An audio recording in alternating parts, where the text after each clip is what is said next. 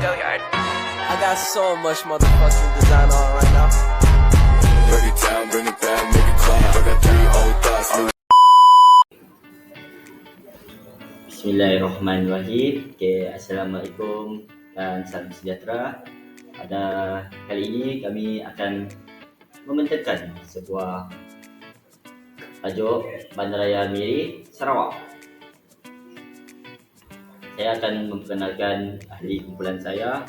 Yang pertama, Agnes Anggau, dan yang kedua, Atika Izzati, dan yang ketiga, Muhammad Nur Akmal, saya sendiri, dan yang keempat, Nur Ain Aniza, dan yang kelima, Sherlyn Christine Linda. Kami berasal daripada Sarawak dan kami ingin mengkaji Bandaraya Miri yang merupakan sebuah bandar yang terletak di Sarawak. Inilah contoh Bandaraya Miri, dan gambar-gambar yang kami paparkan ini dapat kamu lihat yang sangat cantik dan menawan. Di sinilah pusat pelancongan, pusat segala-segalanya berlaku dan terjadi di kawasan Miri. Dapat dilihat daripada gambar yang saya paparkan ini, sebuah band yang besar Miri yang terletak di bukit yang paling tinggi di Miri, iaitu Band Old Lady. Okay, kita tanpa melengahkan lagi, kita teruskan dengan pengenalan.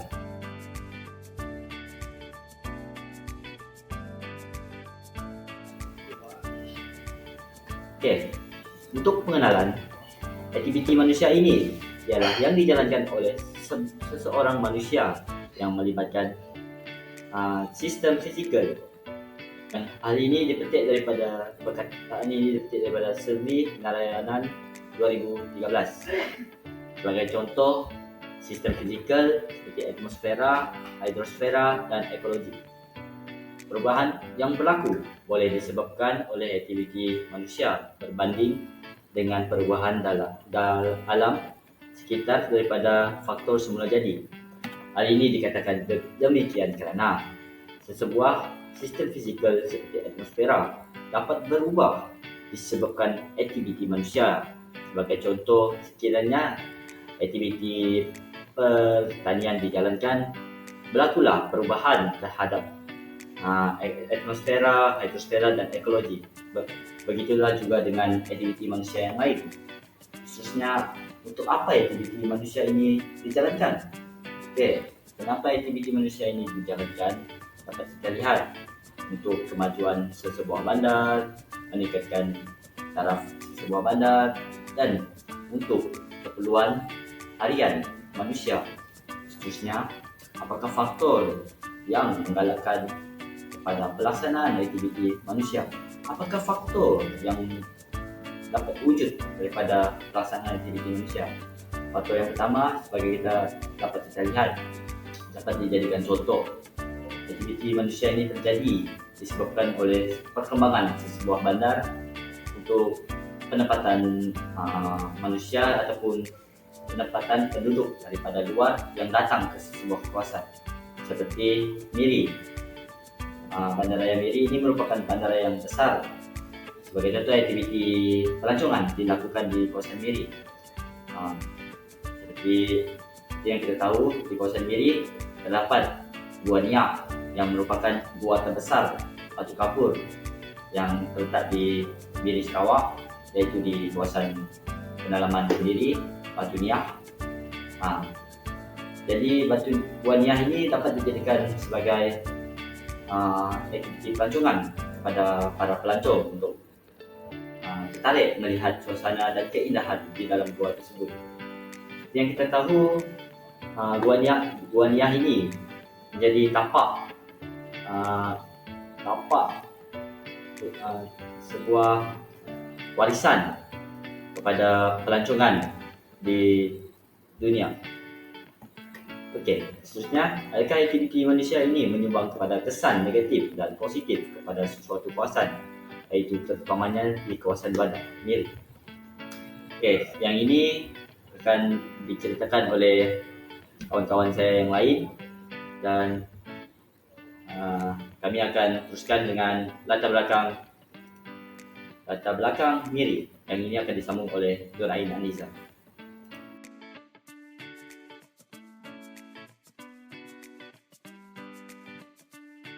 saya Nur Ain Aniza binti Zaidil. Nombor matrik saya ialah BP23110345. Jadi pada hari ini saya akan menerangkan tentang latar belakang MIRI. Pada mulanya, MIRI merupakan perkampungan nelayan kerana ianya berdekatan dengan kawasan pinggir pantai. Pada tahun 1882, MIRI telah menjadi satu perhatian kerana penemuan minyak yang banyak menyebabkan menarik kedatangan ramai peneroka untuk melombong minyak di kawasan MIRI. Pada awalnya, hanya terdapat beberapa buah rumah dan penduduk menjalankan kehidupan seharian. Seperti yang kita lihat, pada 10 Ogos 1910, keadaan telah berubah apabila kedatangan sekumpulan peneroka datang dari syarikat Shell untuk melombong minyak, iaitu menggali telaga minyak di Bukit Kanada MIRI yang kini telah dikenali sebagai GOLD, iaitu Grand Old Lady. Telaga minyak merupakan telaga minyak komersial yang pertama di Asia Tenggara. Penemuan minyak ini telah menyebabkan bermulanya sejarah perkembangan industri petroleum dan telah menjadikan MIRI sebagai pusat pengeluaran minyak komersial. Akhir sekali, MIRI telah menjadi bandar yang paling pesat dan jadi kawasan pertempatan penduduk, dan bukan hanya penduduk tempatan, malahan penduduk dari luar negara. Assalamualaikum warahmatullahi wabarakatuh. Nama saya Atika Izzati binti Ismail. Nombor matrik BP23110383. Hari ini saya akan membentangkan tentang kaedah kajian. Kaedah kajian yang telah pengkaji guna ada dua kaedah, iaitu kaedah pemerhatian dan kaedah perpustakaan. Dalam kaedah pemerhatian, kaedah ini dijalankan dalam beberapa hari di lokasi kejadian di MIRI, iaitu pada 29 Disember hingga 30 Disember 2023. Manakala bagi kaedah perpustakaan, pengkaji telah memperolehi maklumat melalui artikel, jurnal dan sumber internet yang lain.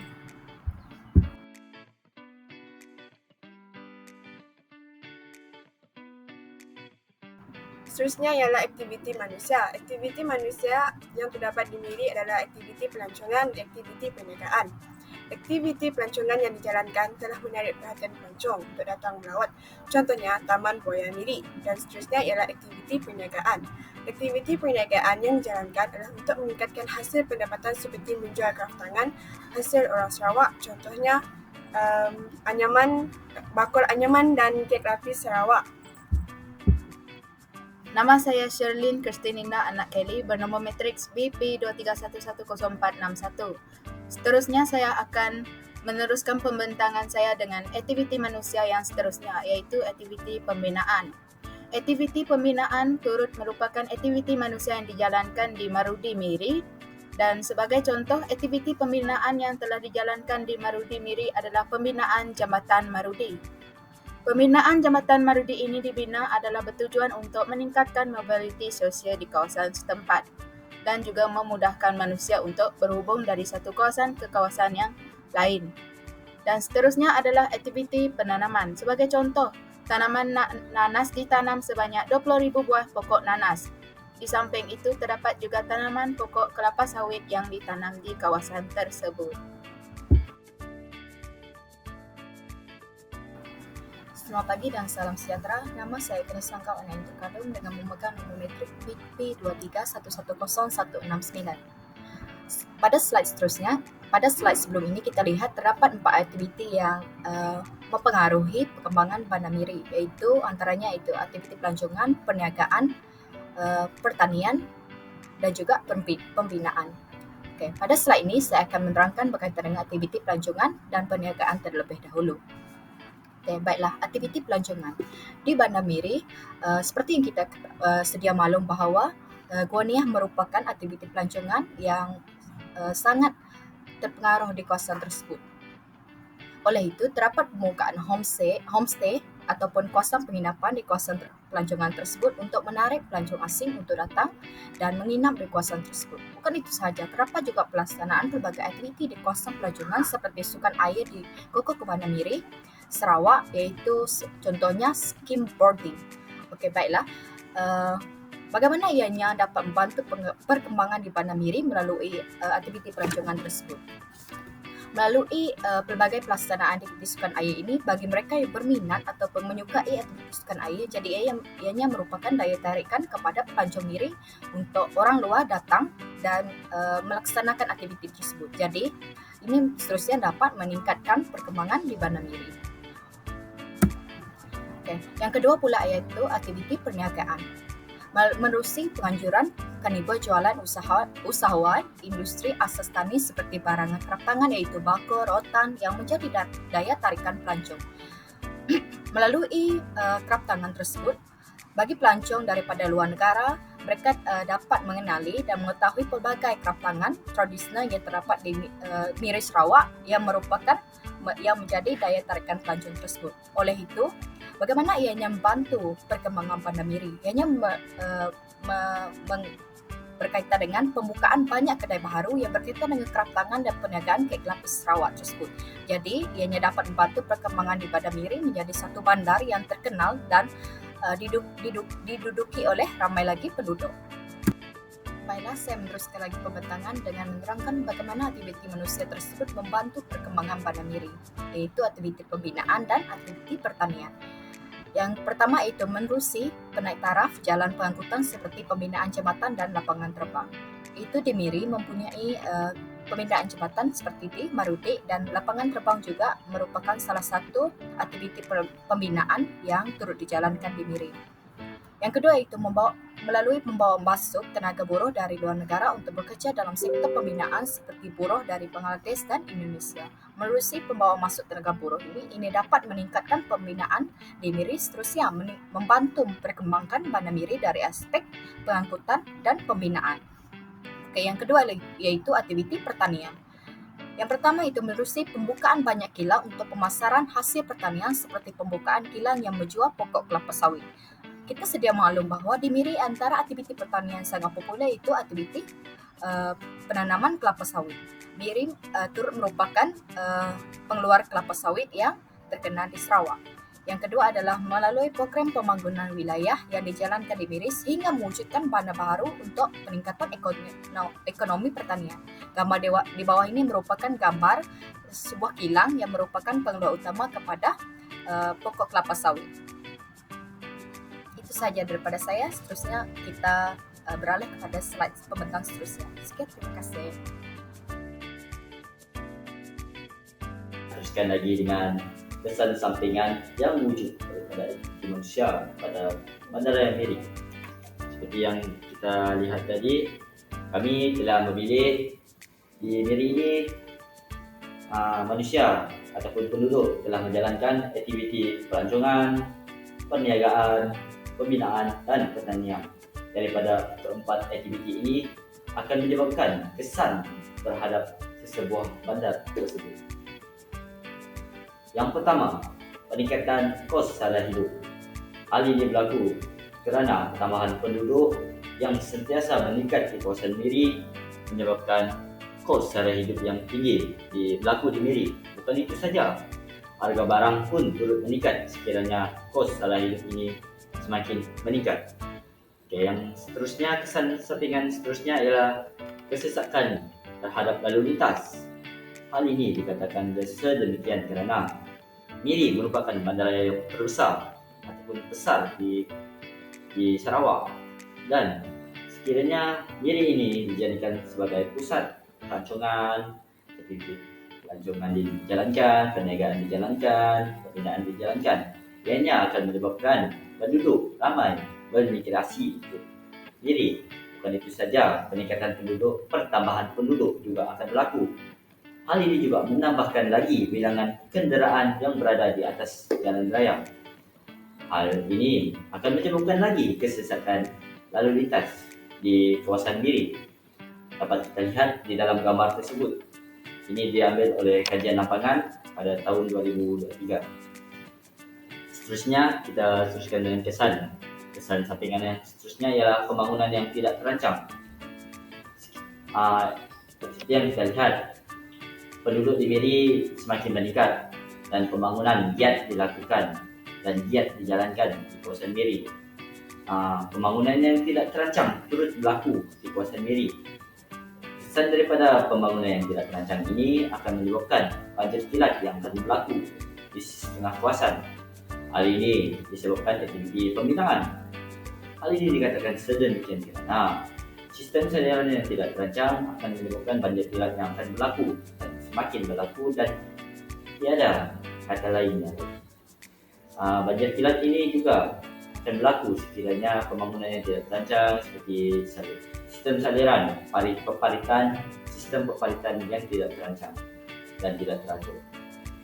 Khususnya kita teruskan dengan kesan sampingan, yaitu peningkatan jenayah sosial.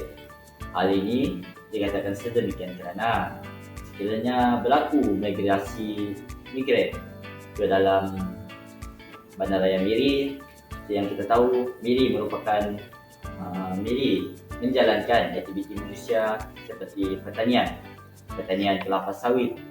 Oleh itu, ramai orang akan masuk ke Bandaraya Miri dan para migran akan datang untuk bekerja dan merebut peluang pekerjaan yang ada disediakan di mana-mana sektor pertanian.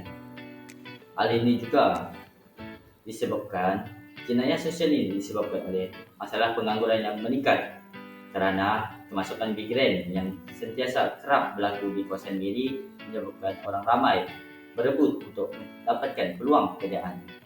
Sekiranya ada pengangguran dan migran luar masuk, berlakulah jenayah ini seperti merompak, merogol dan sebagainya.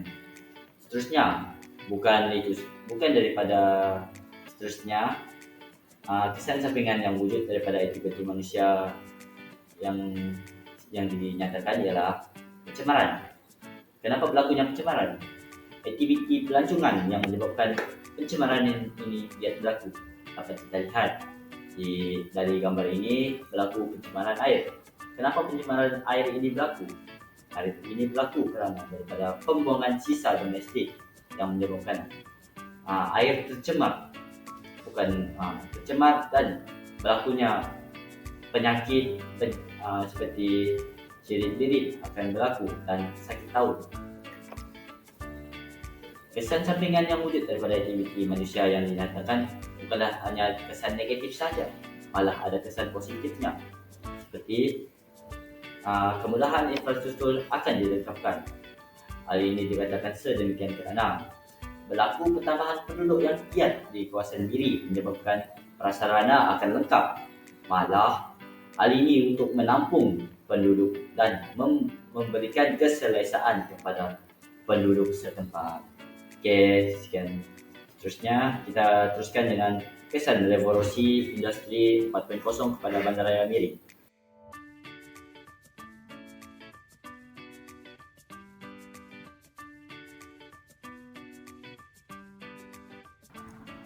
Seterusnya, kita akan berfokus kepada kesan revolusi industri 4.0 kepada Bandaraya Miri.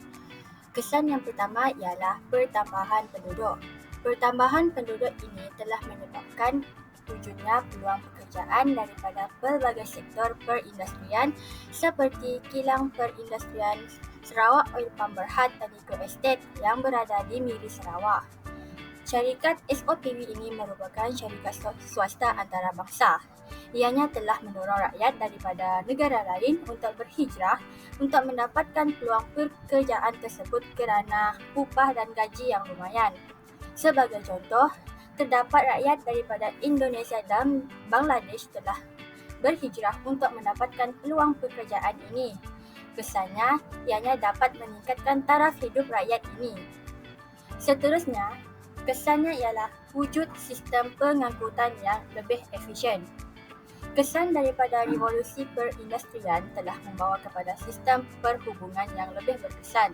Sebagai contoh, pembinaan PAN Borneo yang berada di Miri, Sarawak.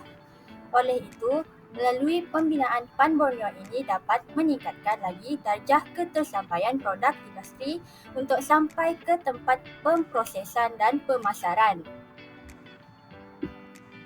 Seterusnya, kita akan beralih kepada kesan ketiga revolusi perindustrian 4.0 kepada Bandaraya Miri, iaitu peningkatan masalah pengangguran. Hal ini dikatakan demikian kerana melalui penggunaan teknologi yang selari dengan industri 4.0, ia telah menggantikan tenaga kerja dunia yang telah digantikan oleh robot menjelang tahun 2030. Seterusnya, perkara ini telah menyebabkan peluang pekerjaan yang tersedia akan mendapat kekangan daripada penggunaan teknologi robot itu sendiri dan juga terutamanya mesin. Apakah kesannya? Kesannya ialah risiko kehilangan pekerjaan yang disebabkan oleh kecanggihan teknologi yang telah membatasi kelebihan manusia dalam sektor perindustrian yang tertentu. Kesan revolusi industri 4.0 yang kedua ialah berlakunya perubahan budaya gaya hidup yang negatif. Hal ini dikatakan demikian kerana berlaku pelbagai perubahan sosial yang berlaku kerana inovasi teknologi itu sendiri. Perkara ini telah membuka luas lagi pintu komunikasi antara satu sama lain seperti contoh Facebook dan TikTok. Perkara ini telah memberi kesan kepada golongan muda yang amat mudah terpengaruh dengan media sosial. Buktinya, dengan meminum alkohol dan merokok kerana amat bergantung dengan teknologi digital yang hanya membazirkan masa bermain telefon pintar ataupun yang menyebabkan lagi pemangkin penyebaran budaya negatif.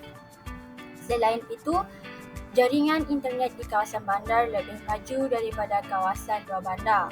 Perkara ini telah menjadikan golongan muda menjadi lebih taksub terhadap keseronokan yang telah menyebabkan pengaruh negatif ini kian berlaku. Sekian daripada saya. Kesimpulannya, kewujudan pembandaran ini sememangnya membawa kebaikan maupun juga keburukan pada masa yang sama. Oleh itu, ianya juga merupakan peranan dari pihak kerajaan itu sendiri bagi melaksanakan dasar yang sesuai bagi meningkatkan lagi kemajuan yang ada dalam arus pemodenan ini. Terima kasih.